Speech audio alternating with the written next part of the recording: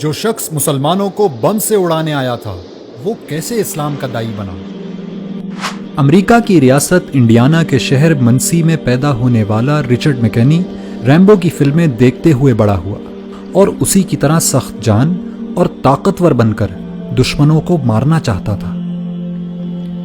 اس کے اسی عزم اور امریکہ سے والہانہ محبت نے اسے امریکن مرین کور تک پہنچا دیا۔ رچرڈ ایک مضبوط جسم کا مالک تھا اور پیشہ ورانہ عسکری مہارت کی وجہ سے ترقی کرتے ہوئے سارجنٹ بن گیا۔ اس نے امریکی فوج کی طرف سے کئی جنگوں میں شرکت کی۔ رچرڈ اس انتہائی خصوصی چھاپا بردار گروہ کا بھی حصہ تھا جسے بوسنیا کے قاتل ملوسیوچ کو زندہ پکڑنے کے لیے بھیجا گیا تھا۔ تمام بڑی بڑی جنگوں میں شرکت کرنے کی وجہ سے اس میں سخت دلی اور بالخصوص مسلمانوں سے شدید نفرت پیدا ہو چکی تھی۔ یہ نفرت اتنی بڑی کہ ایک دفعہ جوتے کی دکان میں اس نے 2 برقع پوش خواتین کو دیکھا تو ان کی گردنیں توڑنے کا ارادہ کر لیا تھا۔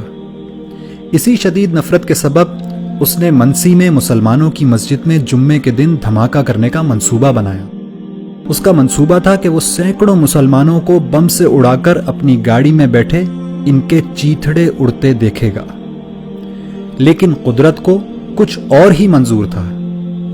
مسجد کو بم سے اڑانے سے پہلے اس نے آخری دفعہ اسلام اور مسلمانوں کو جاننے کا فیصلہ کیا۔ رچرڈ مسجد میں داخل ہوا تو وہاں ایک نمازی نے اس کو خوش آمدید کہا اور پوچھا کہ کیا وہ اس کی کوئی مدد کر سکتا ہے۔ رچرڈ نے اس شخص سے اسلام کو جاننے کی خواہش ظاہر کی، چنانچہ اس نمازی نے اس کو قرآن مجید دے دیا اور کہا کہ آپ اس کو پڑھیے اور پڑھنے کے بعد جو سوالات آپ کے ذہن میں پیدا ہوں وہ ہم سے پوچھ لیجئے گا۔ چنانچہ رچرڈ قرآن پڑھتا گیا اور مسجد جا جا کر سوال کرتا رہا، یہاں تک کہ 2 مہینے بعد دنیا نے قرآن کا یہ معجزہ بھی دیکھا کہ وہی شخص جو کل مسجد کو بم سے اڑانے کی تیاری کر رہا تھا آج وہیں کلمہ شہادت پڑھ رہا ہے۔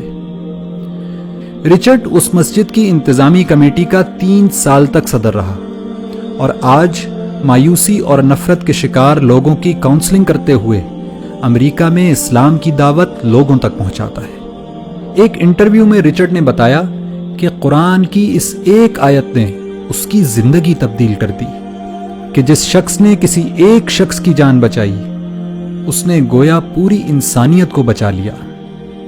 اگر قرآن کی فقط ایک آیت مسلمانوں کے کٹر دشمن کی زندگی تبدیل کر سکتی ہے تو پورا قرآن کیا کچھ انقلاب برپا کر سکتا ہے۔ لیکن پھر بھی ہماری زندگیاں کیوں تبدیل نہیں ہو رہی؟ اس کی وجہ صرف ایک ہے کہ رچرڈ نے قرآن کو پڑھا اور سمجھا، لیکن ہم قرآن کو صرف پڑھتے ہیں، سمجھتے نہیں، ورنہ یہ ممکن ہی نہیں کہ رچرڈ کی طرح ہماری زندگیاں بھی تبدیل نہ ہوں۔